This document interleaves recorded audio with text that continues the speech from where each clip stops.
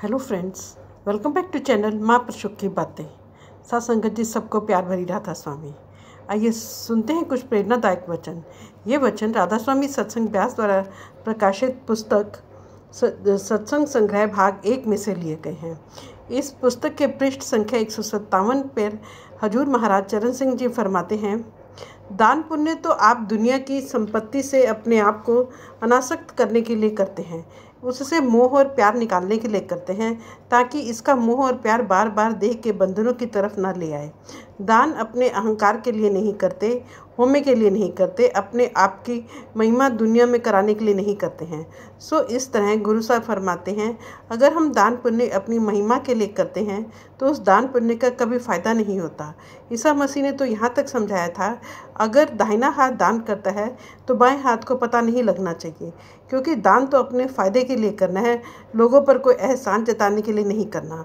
सो गुरु नानक साहब समझाते हैं, अगर तुम सोने का किला भी दान कर देते हो, गाय भैंस का भी दान कर देते हो, हाथी घोड़े ज़मीन का भी दान कर देते हो, तो भी परमात्मा नहीं मिल सकता, तो भी तुम्हारा मन निर्मल और पवित्र नहीं हो सकता। सब कुछ वर्णन करके आप फरमाते हैं, अगर मन को वश में करना है तो एक ही उपाय है, उस राम नाम के साथ ख्याल जोड़ो। जैसे जैसे शब्द और नाम की लज्जत आती जाएगी, दुनिया में से मोह और प्यार अपने आप निकलता जाएगा। यही स्वामी जी महाराज कहते हैं कि अगर तू मन को वश में करना चाहता है तो गुरुमुखों की प्रीति के जरिए अंदर शब्द को पकड़, अंदर शब्द के साथ ख्याल को जोड़। आगे फरमाते हैं, मन को वश में करने के लिए केवल 2 ही चीज़ें की ज़रूरत है, गुरु भक्ति की और नाम भक्ति की। जिस समय हमारा मन हार जाता है, वापस ब्रह्म त्रिकुटी अपने ठिकाने पर पहुंच जाता है, आप फरमाते हैं, चढ़ा दे सूरत को गगना, फिर हमारी आत्मा वापस जाकर उस परमात्मा से मिल सकती है। और वह नाम की दौलत परमात्मा ने हर एक के अंदर हर एक के लिए रखी है। लेकिन उस राम नाम के साथ ख्याल कब जुड़ता है? आप फरमाते हैं, जिस समय गुरुमुख हमें सच का दान देते हैं। ये हमें क्या दान देते हैं? हमारे ख्याल को शब्द के साथ जोड़ देते हैं, नाम के साथ जोड़ देते हैं। आप उसका दान कहकर क्यों वर्णन करते हैं? क्योंकि वह उसके बदले में हमसे कुछ नहीं लेते। दान वही है जो हम किसी को दे देते हैं और बदले में उससे कुछ भी आशा नहीं करते। जो गुरुमुख हमसे कोई रुपया पैसा इकट्ठा नहीं करते, वे हमें समझाते हैं, खुद भी दोनों हाथों से परिश्रम की कमाई करनी है, साथ संगत की सेवा करनी है, और परिश्रम की कमाई करते हुए अपने अंतर में ख्याल को शब्द के साथ जोड़ना है, नाम के साथ जोड़ना है। अगर कोई ऊंचे से ऊंचा दान है, वह शब्द को कमाई का दान है, नाम की कमाई का दान है। इसलिए गुरु नानक साहब फरमाते हैं, वह जो शब्द के साथ ख्याल जोड़ने का दान है, वह तुम्हें गुरुमुखों से मिलेगा, साधु संतों महात्माओं से मिलेगा। वे घोल कर कोई भी चीज़ हमारे अंदर नहीं डालते। यह दौलत तो परमात्मा ने हमारे अंदर हमारे लिए ही रखी है। कि जिस तरह भाई लकड़ी में अग्नि होती है, परंतु ना वह अग्नि हमें दिखाई देती है, ना हम उस अग्नि का कोई लाभ ही उठा सकते हैं। जिस समय लकड़ी पर लकड़ी रगड़नी शुरू कर देते हैं, युक्ति से उस लकड़ी में से अग्नि पैदा हो जाती है, तब हम उसे देख भी सकते हैं, उससे लाभ भी उठा सकते हैं। इस तरह गुरु नानक साहब समझाते हैं, राम नाम है ज्योत समाई। वह राम नाम की ज्योति हर एक के अंदर जग रही है। वह चोरों के अंदर भी है, ठगों के अंदर भी है, साधु संतों महात्माओं के अंदर भी है। यहाँ किसी जाति, किसी धर्म, किसी देश का सवाल ही नहीं उठता। हिंदू होकर अंदर जाओ, सिख ईसाई होकर अंदर जाओ, जो भी खुशकिस्मत भाग्यशाली आंखों के पीछे ख्याल एकाग्र करता है, वे अपने अंतर में उस ज्योति के दर्शन करने शुरू कर देता है। लेकिन आप फरमाते हैं, गुरुमुखों के द्वारा ही हम उस ज्योति को अपने अंतर में प्रकट कर सकते हैं, उसके दर्शन कर सकते हैं। और क्या करना है? आप फरमाते हैं, भाई अगर यहाँ आंखों के पीछे तू ख्याल को इकट्ठा करेगा तो अपने अंतर में अमृत को पीना शुरू कर देगा, अपने अंदर उस ज्योति के दर्शन करना शुरू कर देगा। सो अमृत भी हर एक के अंदर बरस रहा है, ज्योति भी हर एक के अंदर जग रही है। लेकिन जब तक गुरुमुख नहीं मिलते, हम उस अमृत और ज्योति को अपने अंदर से निकाल नहीं सकते। जिस प्रकार ज्योति के दर्शन करने हैं, किस प्रकार अमृत को पीना है, कि वह ये जो युक्ति है, इसका गुरुमुखों से पता लगता है, संतों महात्माओं से पता लगता है। अब गुरु नानक साहब हमारे पढ़ने पढ़ाने की ओर आते हैं। हमारे मन बुद्धि की ओर आते हैं, हमारे वेदों शास्त्रों के अध्ययन की ओर आते हैं।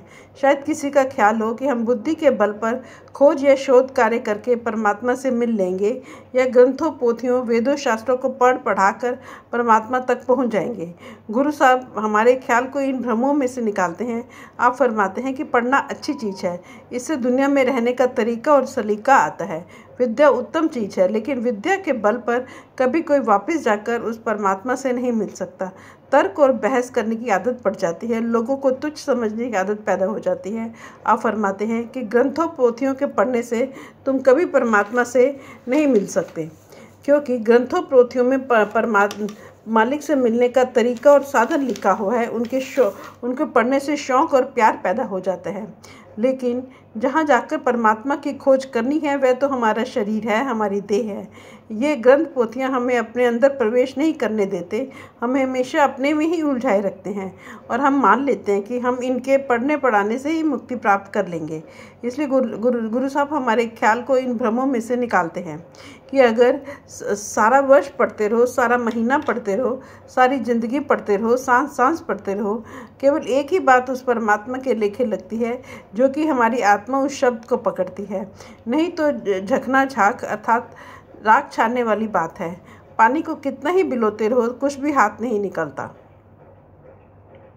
ग्रंथों पोथियों में नाम की महिमा लिखी हुई है, लेकिन जिस चीज़ की महिमा लिखी हुई है वह तो हमारे शरीर और हमारे देह के अंदर है। अगर हम नक्शा मिल जाए कि अमुक प्राचीन खंडर में खजाना छिपा है, तो हम उस नक्शे के अनुसार खोज करके खंडर को ढूंढ कर खजाना निकाल लेंगे। पर नक्शा मिलने से हमें वह दौलत नहीं मिल जाती, बल्कि मार्गदर्शन और नक्शा मिला है, उसके अनुसार खोज करके खंडर में से धन निकालना है, तब जाकर कहीं धनवान हो सकते हैं। जितने भी हमारे ग्रंथ वेद शास्त्र आदि हैं वे हमारे मार्गदर्शक बन जाते हैं। वे हमें सूचना और इशारा देते हैं, हमें शौक़ और प्यार पैदा करते हैं, हमें तरीका और साधन बताते हैं, लेकिन वे दौलत नहीं देते। वह दौलत तो हमें अपने शरीर में से ही मिलेगी, अपने देह और वजूद में से ही मिलेगी। मैंने कई बार उदाहरण दिए हैं। टाइम टेबल के अंदर गाड़ियों में यात्रा करने का जिक्र है, लेकिन गाड़ियाँ कहीं टाइम टेबल के अंदर नहीं चलती। टाइम टेबल के पढ़ने या पढ़ाने से हम सफ़र तय नहीं कर सकते। जो कुछ सूचना टाइम टेबल में लिखी हुई है उसके अनुसार स्टेशन पर पहुंचकर टिकट लेकर रेल के अंदर बैठकर ही हम अपना सफ़र तय कर सकते हैं। ग्रंथों पोथियों वेदों शास्त्रों की खोज करने से हमें मालिक की भक्ति करने के तरीके और साधन का पता लग जाता है, लेकिन जब तक हम उस सूचना को, उस खोज को अमली जामा नहीं पहनाएंगे, व्यवहारिक रूप नहीं देंगे, हम अपने अंतर में ख्याल को शब्द और नाम के साथ नहीं जोड़ सकेंगे। जिस प्रकार गुरु नानक साहब हमें बार बार समझा रहे हैं, पर जब तक हमें अपनी शिक्षा का आपकी शिक्षा पर अमल नहीं करते, तब तक हम उससे फ़ायदा किस तरह उठा सकते हैं। मुझे अफसोस के साथ कहना पड़ता है कि आज हमारा ज़्यादा जोर पढ़ने पढ़ाने पर है और खुद कोई नहीं पढ़ता। ना किसी को पढ़ने की फुर्सत है, ना बैठकर सुनने की फुर्सत है। बेचारे पंडित या भाई घर में बैठे पढ़ रहे हैं, हम बाहर की दुनिया सैर रंग तमाशे देखते हैं और मन में समझते हैं कि कितना बड़ा पुण्य कमा लिया है। अगर खुद बैठकर पढ़ें, खुद बैठकर सुने, महात्मा के वचन, महात्मा की वाणी हमारे कानों में पड़े, हमें अपनी त्रुटियों और कमजोरियों का पता लगे, उन्हें दूर करने का शौक़ और प्यार पैदा हो, त्रुटियों को दूर करने की युक्ति और साधन का पता लगे, तब पढ़ने का भी फ़ायदा है, पढ़ाने का भी फ़ायदा है। हमने तो रूढ़ियाँ और रस्में बनाई हुई हैं। पढ़ने वाला तोते की तरह पढ़ जाता है। उसने घड़ी रखी हुई है कि इतने मिनट में इतने पढ़ने पढ़ लेने हैं और इतने समय में पाठ समाप्त कर देने हैं। सो जिस चीज़ की समझ ही नहीं, उससे हम फ़ायदा किस तरह उठा सकते हैं। मैं पढ़ने की निंदा नहीं करता, ज़रूर पढ़ना चाहिए, लेकिन सोच कर पढ़ना चाहिए, समझ कर पढ़ना चाहिए। जो कुछ पढ़ते हैं वह हमारे अंदर हमारी हड्डियों तक में रच जाना चाहिए। उससे लाभ उठाकर हमें अपने जीवन को पवित्र बनाना है, शब्द और नाम के साथ ख्याल को जोड़ना है। सो गुरु नानक साहब फरमाते हैं कि तुम मन बुद्धि के द्वारा ग्रंथों पोथियों वेदों शास्त्रों के बल पर कभी भी उस परमात्मा से नहीं मिल सकोगे। फिर फरमाते हैं कि जितने भी तरीके और साधन ऊपर समझाए गए हैं वह तुम्हें और भी ज़्यादा मजबूत बंधनों में जकड़ देते हैं। कौन से साधन? ये जो हवन करते हैं, हठ कर्म करते हैं, जब तब पूजा पाठ करते हैं, दान पुण्य करते हैं, इन सब से तो बंधनों के अंदर और भी अधिक बनते जा रहे हैं। आप फरमाते हैं कि भ्रमों, संकल्पों और वहमों में इतना फंस जाते हैं कि फिर तुम्हारे लिए इनमें से निकला ही नहीं जाता। इन भ्रमों और संकल्पों से निकलकर तुम्हारा ख्याल ही कभी शब्द और नाम की ओर नहीं जा सकता। जो भी मन बुद्धि के द्वारा परमात्मा के मिलने के तरीका हम सोच रहे हैं, ये हम परमात्मा की ओर नहीं ले जाते, ये तो हमें और मजबूती से उन बंधनों में फंसाते जा रहे हैं। अगर तुम सारी उम्र ज़मीन में बेमौसमा बीज बोते जाओगे तो तुम्हारी मेहनत फिजूल चली जाएगी, तुम्हारा बीज व्यर्थ चला जाएगा और तुम्हारे हाथ पल्ले कुछ भी नहीं आएगा। जो कुछ मिलना है वह तुम्हें शब्द की कमाई से मिलना है, नाम की कमाई से मिलना है।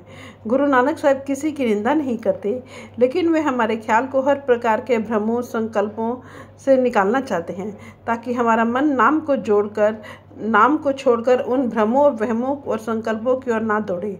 आप देखें, सर्जन जब ऑपरेशन करता है वह बीमार के रोने चिल्लाने की परवाह नहीं करता, क्योंकि वह बीमार की बेहतरी चाहता है, बीमार को ठीक देखना चाहता है।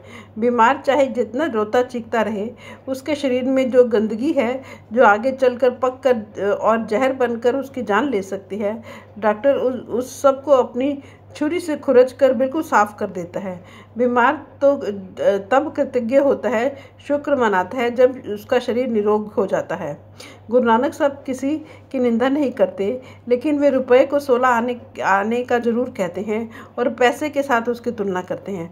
आप फरमाते हैं, क्यों पैसे में उलझ रहे हो? तुम्हें जो कुछ मिलना है वह शब्द की कमाई से मिलना है, नाम की कमाई से मिलना है। फ्रेंड्स, अपनी इस वीडियो को आज हम यही समाप्त करते हैं। अगली वीडियो में आगे बढ़ेंगे। Thank you.